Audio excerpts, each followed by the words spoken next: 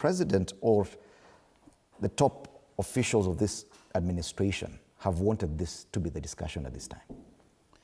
Well, I don't think that was their intention, but I think obviously we have to talk about it, not because somebody was killed, but the circumstances under which he was killed and the conflicting stories from those who said he banged his head on the wall, the times he was supposed to be in city mortuary, the time he was supposed to be in the cell, the time he was supposed to be at Mbagathi hospital.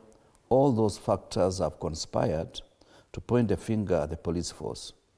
And of course they call it police service, but I refuse to call it a police service, given the fact that what they are doing is something akin to what the colonial system did to many of our people.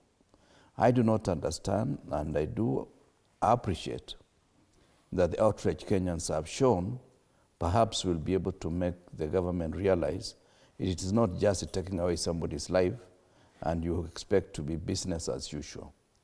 Why do I say this? Many other people have been pointed at, and I don't want to name names because it's already in the public domain. But what is baffling me are the initial people who went to pick this young man from his home. The names were mentioned at the beginning, but nobody has been able to tell us what was the assignment, who gave them that assignment, because they are people of interest. And I just want to beg the current regime that this is how a nation can degenerate into anarchy. And I thought last week that they will be able to learn something from Haiti.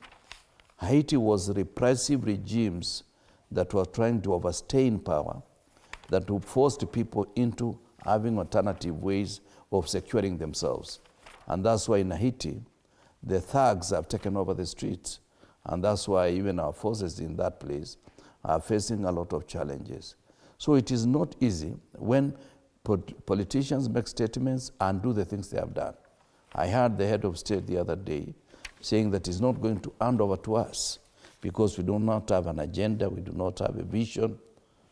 And he should realize that the temporary custody of apparatus of power bestowed upon him by the instruments of state and the Constitution are temporary to the extent that if the numbers will not be in his favor, or rather it does a tallying center away from State House.